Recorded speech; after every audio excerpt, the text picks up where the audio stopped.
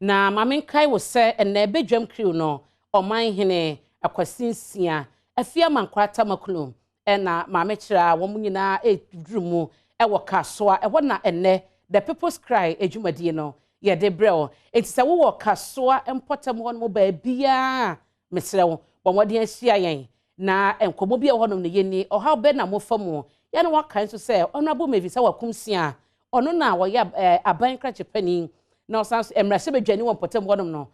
mpacho oba entichia no na mo ha obi amwon mo fa enkoto nanim na onfa nchemu mamoni anoyie yebekọ eye online portals no Adom online na myjoyonline.com ni ahwe stories a trendy wo hodom ni abobo bi so de amao ye hyase wo adomonline.com ene wohwemu a esini wabrem emma ya wo madwene mu kan mo be semiensa na emema bi ti wo moto mo na wo mpotem hodom a ho amanebo eda ha eno achi suso no wohwemu a NDC emabu no ekuo memfa ne sa na wo so HSN National Youth Authority unim said National Youth Day no ebra so anesa wo mo HSN nyade a wo mo ebekọ bie eti eno so ho asem wo ha na opanyin wi so a wono so nya fihye no aduawotwe ensia 86 years wakyemu de abua wo nipa no ene sɛ de wogin ho no na wanka nkyɛ sɛ wonya 86 years a wonyini na wakyemu enoma bi ekeka bomu a amanagina brane ede aba abesi ne eno so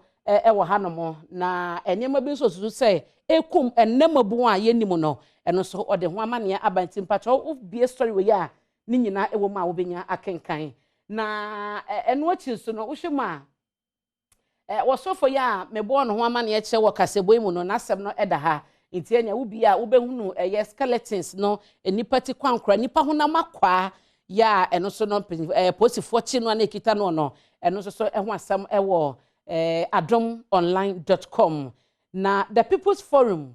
enra ekoso ewo krobo na timamufo won potem honom no akire ateti a won efam enam enkane a ECG adum ewo potem honom no won de won asem eto kwasi asempa na Maxo Kodeko anim dwaso nsem Adom FM na dwumadie eba so na hayin so majority leader wo hwemu a ono abosara adwasafo se ni seat na ewo dome kwabenya no empanyifo ebe declare no se edampan enti oso mo koso aba koto aba biem na wo yikandifo na ho nsem majority leader ono abose chemensa boso akasa bebrede latest one kra ya waka no wo se adwasafo ni kunu no ebesra no eno so ho asem eda ha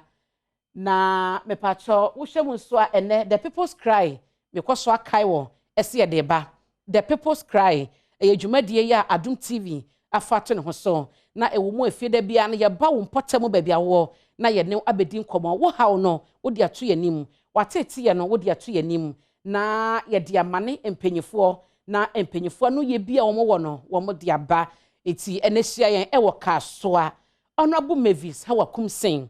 emrahye bedwani a wo kasoa empotam wo no mpacho ye ba na ni na bedi nkomo nti nso hia yen efa wo haw no ebra ma me fa nko myjoyonline.com na ye hye amane a edaha ene wo so afa be de echo no hye oman yi esikasem so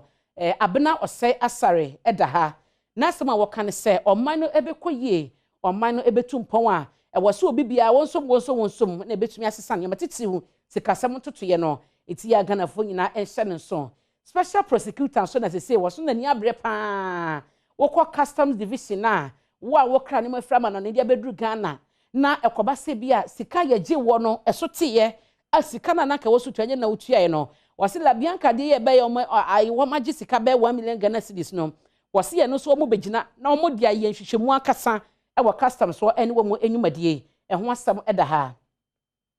enka ne special prosecutor de mo man Ghana so Martin Amidu na ekase akufuado